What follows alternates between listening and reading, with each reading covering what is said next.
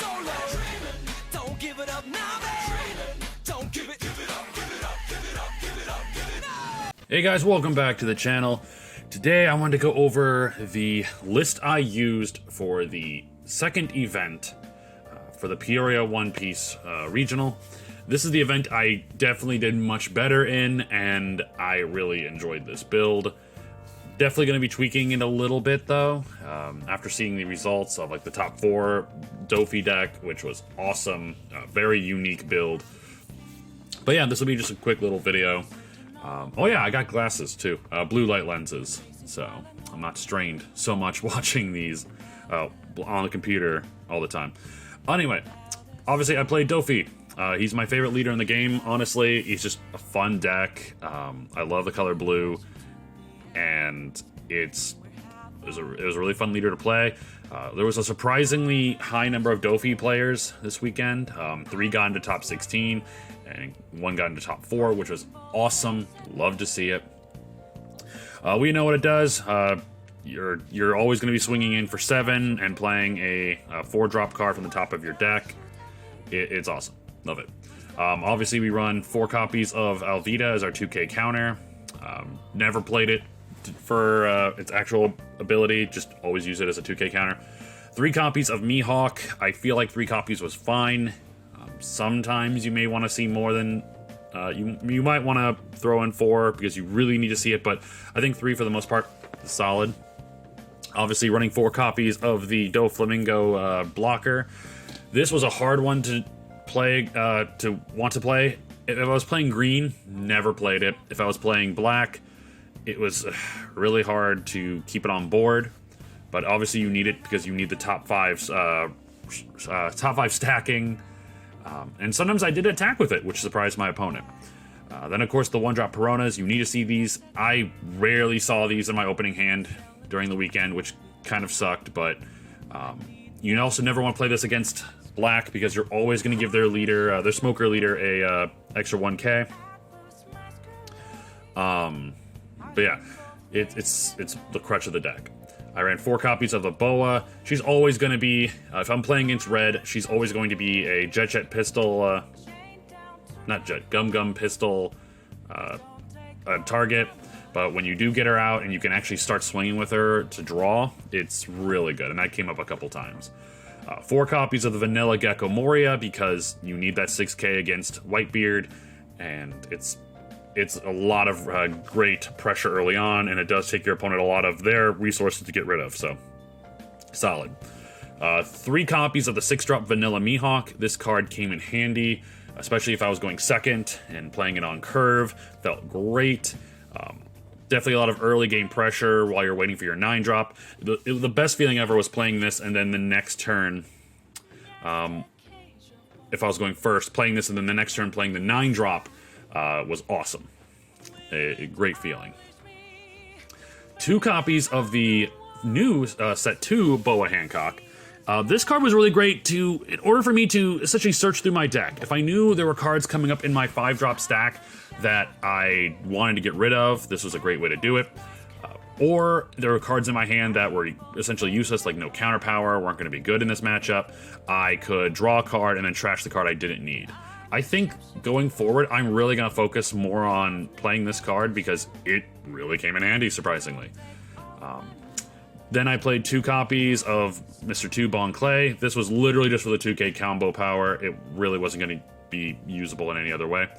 This card I threw in last minute.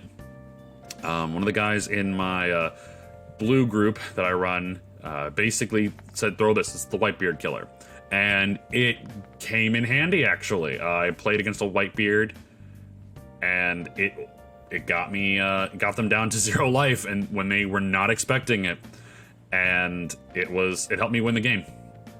Like the fact that nobody's thinking of this card in blue. If your opponent has 6 or more cards in their hand, they add 1 card from their life to their hand. Whitebeard's always going to have more than 6 cards in hand, and they throw down their 9-drop Whitebeard in order to save their last life. You play this, that life is now gone. So now they are 1 step closer to actually losing. Plus, it's a 7k attacker. And because it has no counter power, if for some reason this is not a good card to play against your any other deck you're playing, you have the Boa to get rid of it. It's awesome. I really like that. There's some tweaking I'm trying to look at, like throwing in, if I can scroll down all the way here, something like, you know, the Gum Gum Rain. It's another card that just gives me more counter power if I trash a card from hand, so something like this would be excellent for that. But this really isn't useful in too many ways unless you're playing Whitebeard. Sometimes you're playing red or green. This could be helpful, but for the most part, it's mainly just the Whitebeard killer. I was able to secure one Jinbei before the event, threw him in there, and he unfortunately did not really do much because it was only one. I played him one time, and he got KO, and I couldn't bottom deck anything. But I love this card. It's amazing if you can get 3 copies of it. But with the pricing on it, it's not going to happen. For Gecko Moria, obviously, I would use this card to recycle my 2k counter Mihawk. I would just keep getting that back into hand after playing this, so I always had that extra 2k combo power in hand, which obviously run 4 of these. It's amazing. It's the only 2k counter in the deck that you can recycle, which is important.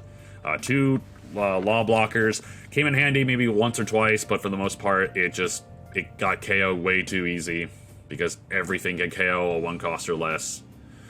3 copies of Martial Teach because he's good against green. You send back their Okikus. He came in handy really well against the 2 green matchups I had. For the most part, he kind of acted as a pseudo blocker because people just got rid of him. If I played him from the deck, they would just target him to get rid of him. So, and then 4 copies of Love Beam. This card came in handy so much. I don't know how I was able to pull this off, but I kid you not, probably a good 3 to 4 of my games all weekend. Like my last card in life was a Love Beam, and I always had 2 Dawn set aside just in case I got one, and I was able to survive and then win on the kickback because of this card. I love this card. I think 4 copies is needed. I really wish it had trigger, but I understand why it doesn't. But, oh man, this card is amazing. But yeah, that's the list I have. I played, and I went 3-3. Only matchups I lost were 2 black decks, which is blue's worst matchup. And they were close, too, regardless. But, and then Kinemon, just because he was able to get Odin out. Kazuki... Odin out, and I could not compete with that. Cards I really wish I was running. I really wish I put Brick Fist back in, because against my black matchups, this would have been amazing to bounce Borsalino back and making them waste energy to play them again. I was running 3 the previous day, but decided to take them out, and I kind of wish I didn't. It really would have helped in those matches. Like I said, Gum Gum Rain. If I'm going to be running more cards that don't have counter power, like the Laws and 7-drop Dofi and Mihawk, I need to be able to get rid of them when I need to combo out something. So this is something I really want to take a look at, figure out if there's room for it in the deck. Pacifista Engine is always so tempting. It just takes up so much space in the deck, but, you know, the top 4 player, he ran it, so there's a chance that it needs to be played. Obviously, 7-drop Dofi, it's such a good card for 7 being able to bounce a 7 cost back to hand. But against red, which is all the cards on play, or green that has a bunch of cards on play, it's really hard to want to do that because they're just going to play it and get that ability again. But it does come in handy against certain green cards like the 7-drop Kid. It's something we're looking at in our blue group to like actually add into the deck. And the top 4 player did have 3 of these in his deck, so obviously there's something to this card. I almost played this against the Zoro matchup, but I only ever played 1 Zoro, so surprisingly. Maybe looking into more copies of this Boa. The top 4 Dofi also ran 1 Monkey D. Luffy, which was nuts, and I can understand why he did it, but damn, the balls on him to just play 1 copy. 1-drop Dofi didn't come in handy all that often, so I didn't run him in the official final list, but Of course, the Pacifista engine had an accent on that, Pacifista engine. But yeah, God, I wish this had 7 Warlords. But yeah, those are my thoughts on the deck. I love this deck. Unfortunately, it saddens me that this leader isn't going to be getting any support for the next 2 sets, really, for set 3 and 4. But gonna still keep grinding them out, see what we can do. But hey guys, thank you so much for watching the video. If you haven't done this yet, please hit that like button, hit that subscribe button. My goal is to get to 500 subscribers by the end of the year, and we are slowly but surely getting there. And I would really love your support. In the meantime, I'll see you in the next video. Take care. Here's how the story goes. We find out by the treasure in the grand line. There's no doubt. The pirate whose eye is on it, he'll sing. I'll be king of the pirates. I'm gonna be king. Yayo, yayo, yayo, oh, oh. His name is Luffy. That's Monkey D. Gonna be Luffy. king of the pirates.